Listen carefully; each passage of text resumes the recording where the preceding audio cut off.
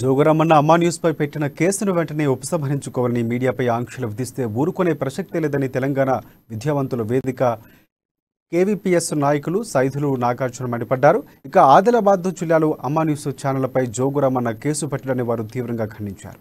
తెలంగాణ రాష్ట్రంలో మీడియాపై ప్రజా సంఘాలపై కేసీఆర్ ప్రభుత్వం అహంకార ధోరణితో వ్యవహరిస్తుందని అంటున్న నాయకులతో మా నల్గొండ ప్రతినిధి కిరణ్ ఫేస్ టు ఫేస్.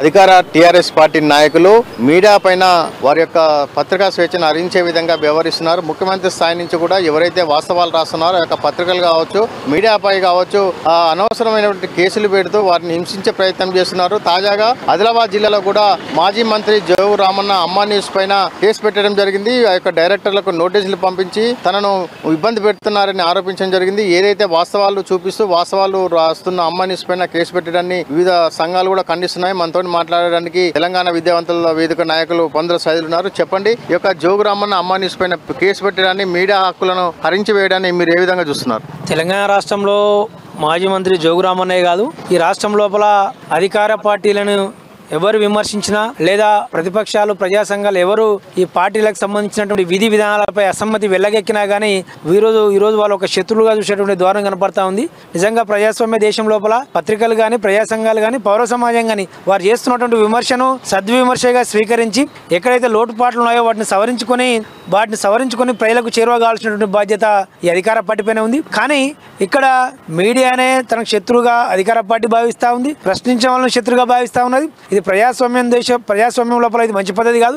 ఎందుకంటే ప్రజాస్వామ్యం బలవంతం కావాలంటే, ప్రజాస్వామ్యం విజయవంతం కావాలంటే ఖచ్చితంగా మీడియా యూహించినటువంటి ఏవైతే అంటే మీడియా అనేది ప్రజలకు అదేవిధంగా ప్రభుత్వానికి మధ్య అనుసంధానంగా మీడియేటర్గా వ్యవహరిస్తాయి. కాబట్టి ఏజెంట్గా వ్యవహరించే క్రమం లోపల ప్రభుత్వం చేసే కార్యక్రమాలను ప్రజలకు చేరవేస్తాయి. అదేవిధంగా ప్రభుత్వంలో ఏమైనా లోటుపాట్లు ఉంటే ఎత్తు చూపుతాయి, ప్రజా సమస్యలను కూడా ఎత్తు చూపుతాయి. కాబట్టి రెండింటిని సమన్వయం చేసుకుని ఆ ప్రజా సమస్యలను పరిష్కరించాల్సినటువంటి బాధ్యత ప్రభుత్వాల పైన ఉంది. కానీ ఇక్కడ ప్రభుత్వం అంటే తమకు అనుకూలంగా రాస్తేనేమో చప్పట్లు కొడతా ఉన్నాయి, తమకు అనుగుణంగా వార్తలు చూపిస్తేనేమో చాలా బాగుందని చెప్పేసి దాన్ని అనేక రకాలుగా ప్రచారం చేసుకుంటున్నారు. కానీ అక్కడ కొద్దిగా ఏమాత్రం విమర్శ చేసినా కానీ నిన్న మొన్న మంత్రి జోగురామన్న ఆదిలాబాద్ జిల్లాలో అమ్మాయి న్యూస్ ఒక కథనాన్ని ప్రచురిస్తే దాన్ని వారు తనకేదో అవమానం జరిగినట్టుగా, అది వాస్తవానికి ప్రజాక్షేత్రం లోపల ప్రజాస్వామ్యం లోపల ఉత్పన్నమైనటువంటి సమస్యలే కదా చూపించింది.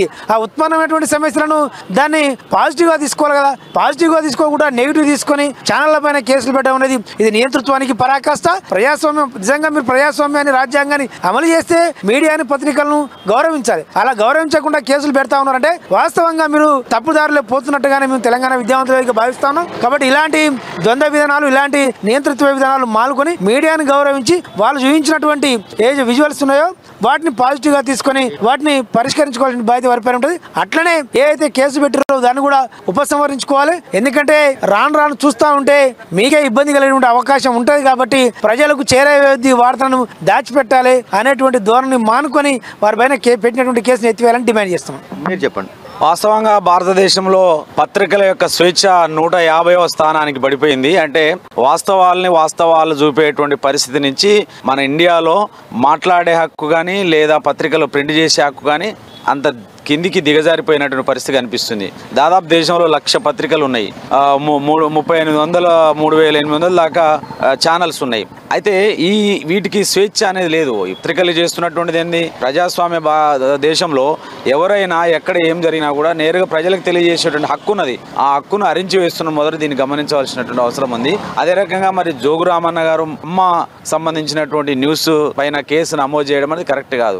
ఏదైనా ఉంటే వాస్తవాలు ప్రజల ముందు ఉంచుతున్నారు. అందుకనే ప్రజల ముందు ఉంచితే అంత ఆక్రోశం అవసరమే ఉంది. వాస్తవాన్ని తప్పును సరిదిద్దుకొని ఇంకా ముందుకు పోతే భవిష్యత్తు మీకే ఉంటది కదా. అందుకనే పత్రికల పైన, ఛానళ్ల పైన కేసులు పెట్టడం అని అంటే ప్రజాస్వామ్యాన్ని కూని చేయడమే. కాబట్టి ఆ కేసును ఉపసంహరించుకుంటే మంచిది. అదే రకంగా ఈ రోజు ఉన్నటువంటి అనేక పత్రికలకు కూడా మంచి స్వేచ్ఛ కల్పించి ఆహ్లాదకర వాతావరణంలో ప్రజలకు అవసరమైంది, ఈ దేశానికి అవసరమైంది మంచి విషయాలు మీకు తెలియనటువంటి వెలుగులోకి తీసుకొచ్చేటువంటి పరిస్థితి కల్పించినప్పుడు ప్రజాస్వామ్యం అనిపిస్తుంది తప్ప అది కరెక్ట్ కాదు. అందుకనే దాన్ని ఉపసంహరించుకోవాలని కోరుతున్నాను. ఒకటే చెప్తున్నారు, ఏదైతే జోగురామన్న అమ్మా న్యూస్ పైన పెట్టినటువంటి అక్రమ కేసును ఉపసంహరించుకోవాలని, వెంటనే యాజమాన్యానికి క్షమాపణ చెప్పాలని, మీడియా స్వేచ్ఛను హరించివేయదని బీఆర్ఎస్ ప్రభుత్వం చేసినటువంటి ఈ కేసులను వెంటనే ఉపసంహరించుకున్నట్టయితే రాష్ట్ర వ్యాప్తంగా కూడా మేధావి వర్గాలతో పాటు జర్నలిస్ట్ సంఘాలు కూడా వారికి మద్దతుగా నిలుస్తాయని చెప్తున్నారు. నల్గొండ జిల్లా కేంద్రం నుంచి కెమెరామెన్ శంకర్తో కిరణ్, అమ్మా న్యూస్, ఉమ్మడి నల్గొండ జిల్లా.